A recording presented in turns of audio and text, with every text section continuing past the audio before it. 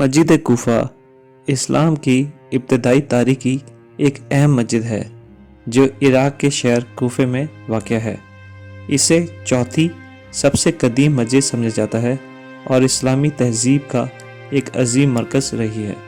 حضرت علی علیہ السلام نے اپنی خلافت کے دوران کوفے کو دارالحکومت بنایا اور یہ مسجد ان کے دور میں عملی اور دینی سرگرمیوں کا مرکز رہی۔ حضرت علی علیہ السلام کی شہادت 19 رمضان 40 ہجری کو مسجد کوفہ میں ہوئی جب آپ نماز فجر ادا کر رہے تھے۔ یہ واقعہ اسلامی تاریخ کے انتہائی افسوسناک لمحات میں سے ایک ہے۔ ابن ملجم نامی ایک خارجی نے حضرت علی علیہ السلام پر زہر آلود تلوار سے حملہ کیا۔ یہ حملہ اس وقت ہوا جب آپ سجدے میں تھے اور رب کعبہ کی قسم میں کامیاب ہو گیا کہ الفاظ ادا کیے۔ یہ مقام آج مسجد کوفہ کے اندر محفوظ ہے۔ یہاں زائرین دعائیں مانگتے ہیں اور حضرت علی علیہ السلام کے درجات کی بلندی کے لیے دعا کرتے ہیں۔ یہ جگہ مسلمانوں کو حضرت علی علیہ السلام کی قربانی اور ان کی جد و جہد برائے حق کی یاد دلاتی ہے۔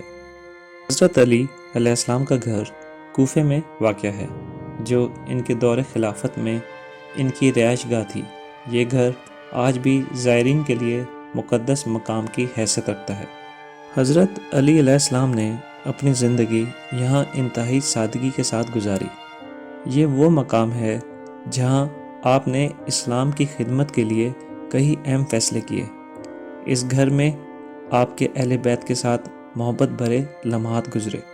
گھر انتہائی سادہ تھا جس میں ایک چھوٹا سا صحن اور چند کمرے تھے۔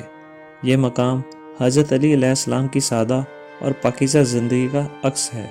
زائرین یہاں آ کر آپ کی قربانیوں اور عدل انصاف کی یاد تازہ کرتے ہیں۔ یہ وہ مقام ہے جہاں امیر المومنین حضرت علی علیہ السلام کو ان کے شہادت کے بعد غسل اور کفن دیا گیا۔